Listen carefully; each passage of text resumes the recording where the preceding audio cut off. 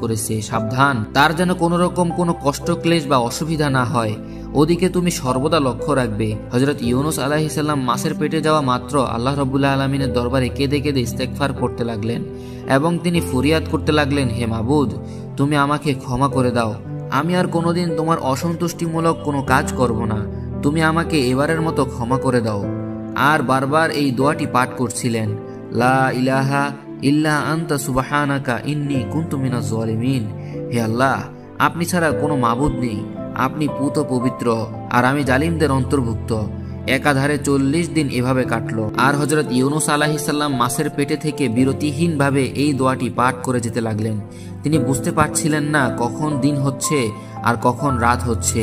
40 দিনে হযরত ইউনুস আলাইহিস সালাম এই দোয়াটি সর্বমোট 1,40,000 বার পাঠ করেছিলেন।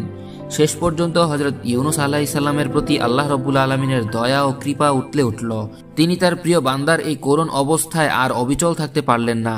তখন তিনি ওহির মাধ্যমে তাকে জানালেন, হে ইউনুস, তুমি যে দোয়াটি পাঠ করেছিলে এই দোয়াটি যদি তুমি না পাঠ করতে তাহলে কিয়ামতের আগ পর্যন্ত তুমি এই মাছের পেটে থেকে যেতে, আর কোনোদিন মুক্তি পেতে না। আল্লাহ রাব্বুল আলামিন কোরআনুল কারিমে ঘোষণা করেছেন, অতঃপর আমি তার ডাকে সাড়া দিলাম এবং তাকে বিপদ থেকে মুক্ত করলাম, আর এভাবে আমি মুমিনগণকে বিপদ থেকে মুক্ত করে থাকি। 40 দিন যাবৎ হযরত ইউনুস আলাইহিস সালাম মাছের পেটে কোনো রকম খাবার ও পানীয় গ্রহণ করেননি।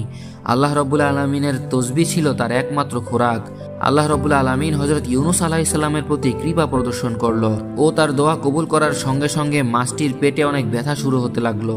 মাছটি ব্যথায় ও যন্ত্রণায় অস্থির হয়ে পড়ল। এরপর আল্লাহ রাব্বুল আলামিনের নির্দেশে মাছটি একটি জনমানবহীন মরুময় দ্বীপে আসলো। মাছটি হযরত ইউনুস আলাইহিস সালামকে উদ্গ্রহণ করে দিল এবং এইভাবে সে নিজের পেটের ব্যথা থেকে মুক্তি লাভ করলো আর শান্তি ও স্বস্তির মুখ দেখলো। হযরত ইউনুস আলাইহিস সালাম তখন প্রায় জীবন্ত মৃতর মতন অবস্থায় পরিণত হয়েছিল। সামুদ্রিক মাছ হযরত ইউনুস আলাইহিস সালামকে নির্জন দ্বীপে উদ্গ্রহণ করে দিয়ে সমুদ্রে চলে গেল। সেই দ্বীপে না ছিল কোনো মানুষ, না ছিল জনমানবের চিহ্ন, না ছিল কোনো গাছগাছালি। দীর্ঘ 40 দিন মাছের পেটে অবস্থান করার কারণে ইউনুস আলাইহিস সালামের শরীরের চামড়াগুলি একেবারে পাতলা হয়ে গিয়েছিল। দ্বীপটি মরুময় হওয়ায় ও গাছপালা না থাকায় সূর্যের আলো হযরত ইউনুস আলাইহিস সালামের শরীরে সরাসরি পতিত হতে লাগলো, আর এতে তিনি অনেক যন্ত্রণা অনুভব করতে লাগলেন। এরপর তিনি ক্ষুধা ও তৃষ্ণায় কাতর হয়ে গিয়েছিলেন, কিন্তু তিনি কি খাবেন? সমুদ্রের পানি লবণাক্ত এবং আশেপাশে এমন কোনো খাবারও নেই যে খাবার খেয়ে তিনি নিজের শক্তি ফিরিয়ে আনতে পারেন। এই প্রতিকূল পরিবেশে হযরত ইউনুস আলাইহিস সালামের প্রতি আল্লাহ রাব্বুল আলামিনের রহমত বর্ষিত হলো। যেখানে তিনি অর্ধমৃত অবস্থায় শায়িত ছিলেন তার একেবারে নিকটেই আল্লাহ রাব্বুল আলামিন একটি লাউ গাছ উৎপন্ন করে দিলেন। দেখতে দেখতে লাউ গাছটি বড় হয়ে গেল। শুধু বড় হয়েই ক্ষান্ত হলো না, তা একটি বড় গাছে পরিণত হলো আর হযরত ইউনুস আলাইহিস সালামের শান্তির জন্য কোমল ছায়া প্রদর্শন করলো। আল্লাহ রাব্বুল আলামিনের এই অশেষ কৃপায় হযরত ইউনুস আলাইহিস সালাম আল্লাহর শুকরিয়া আদায় করলেন। সেই গাছের ছায়ায় অবস্থান করে তার প্রাণ শীতল হয়ে গেল। একটু পরেই তিনি দেখতে পেলেন সেই গাছে কতগুলো ফল ধরল। দেখতে দেখতে সেই ফলগুলো বড় হলো। সেই ফলগুলো দেখতে লাউয়ের মতো হলেও সেগুলো ছিল অত্যন্ত সুমিষ্ট ও সুস্বাদু। তার মধ্য থেকে একটি ফল আল্লাহ রাব্বুল আলামিন হযরত ইউনুস আলাইহিস সালামকে ভক্ষণ করার জন্য ব্যবস্থা করে দিলেন। এই ফলটি হযরত ইউনুস আলাইহিস সালাম ভক্ষণ করে দেখলেন এত সুমিষ্ট ও সুস্বাদু ফল তিনি জীবনে আর কখনো ভক্ষণ করেননি, কারণ এই ফলটি ছিল জান্নাতি ফল। এইভাবে আল্লাহ রাব্বুল আলামিন তার ক্ষুধা দূর করলেন। নবী আবার চিন্তা করতে লাগলেন, ক্ষুধা তো দূর হলো, কিন্তু এবার তৃষ্ণা কিভাবে নিবারণ করবেন? এই চিন্তা করার সাথে সাথে তিনি দেখতে পেলেন হৃষ্টপুষ্ট একটি বকরি তার দিকে ছুটে আসছে। বকরিটি তার নিকট এসে দণ্ডায়মান হলো। তার স্তনগুলি ছিল দুধে পরিপূর্ণ। ইউনুস আলাইহিস সালাম বকরির দুধ পান করে তার তৃষ্ণা নিবারণ করলেন আর আল্লাহ রাব্বুল আলামিনের দরবারে লাখ লাখ শুকরিয়া আদায় করলেন। এইভাবে কয়েকদিন পর্যন্ত হযরত ইউনুস আলাইহিস সালাম জান্নাতি ফল ও বকরির দুধ পান করে নিজের শরীরে যথেষ্ট শক্তি ও শান্তি উপলব্ধি করতে লাগলেন। এমনই অবস্থায় আল্লাহ রাব্বুল আলামিন তার নিকট ওহী প্রেরণ করলেন, হে ইউনুস, তুমি যেই দ্বীপে অবস্থান করছো তার অনতি দূরেই একটি বসতি রয়েছে। তুমি গিয়ে তাদের কাছে দ্বীনের দাওয়াত দাও। এরপর তোমার কওমের লোকদের কাছে ফিরে গিয়ে তাদেরকে হেদায়েত করতে থাকো। আল্লাহ রাব্বুল আলামিনের কাছ থেকে আদেশ পেয়ে হযরত ইউনুস আলাইহিস সালাম সামনে চলতে লাগলেন। কিছু দূর অগ্রসর হওয়ার পরে তিনি একটি লোকালয়ে গিয়ে পৌঁছালেন। ওই দেশের লোকজনের স্বভাব চরিত্র ছিল খুবই উত্তম। তারা ইতিপূর্বে হযরত ইউনুস আলাইহিস সালামের নাম শুনেছিল এবং তাকে নিজেদের মধ্যে পাওয়ার জন্য অধীর আগ্রহে বসেছিল।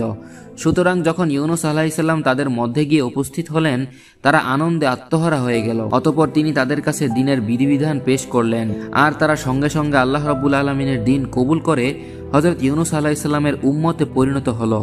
এরপর হযরত ইউনুস আলাইহিস সালাম সেই দেশের সর্বত্র ভ্রমণ করে ওয়াজ নসিহত করতে লাগলেন। একদা তিনি একটি মজলিসে ওয়াজ করছিলেন, এমন সময় কোথা থেকে যেন নবীর স্ত্রী ও ছোট ছেলে এসে উপস্থিত হলো।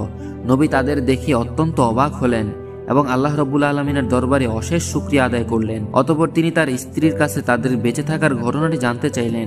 নবীর স্ত্রী বললেন, আমরা আপনার হাত থেকে ছুটে পানির মধ্যে হাবুডুবু খাচ্ছিলাম। প্রবল স্রোতে কখনো পানি আমাদের তলিয়ে নিয়ে যাচ্ছিল, আবার কখনো আমাদের ভাসিয়ে রাখছিল। আমরা অত্যন্ত ভীত হয়ে পড়েছিলাম। এইভাবে কয়েক ঘন্টা চলার পরে আমাদের পায়ের নিচে মাটি ঠেকলো। তখন আমরা সেখানে সোজা হয়ে দাঁড়ালাম, আর এর মধ্যে স্রোতের প্রবণতা কিছুটা কমে গেল। একটু পরেই আমরা দেখতে পেলাম সেখানে পানি সম্পূর্ণরূপে শুকিয়ে গিয়েছে। তখন আমরা সেখান থেকে উঁচু স্থানের দিকে হাঁটতে লাগলাম। কিছু দূর হাঁটার পরে আমাদের সাথে কয়েকজন মানুষের সাথে সাক্ষাৎ হলো। তারা আমাদের অসহায় অবস্থা দেখে আমাদের নিকটে আসলো এবং আমাদের পরিচয় জিজ্ঞেস করলো। আমি তখন আপনার নাম বলে পরিচয় দিলাম। তারা আমাদের যথেষ্ট সম্মান প্রদর্শন করে তাদের সাথে নিয়ে চলল।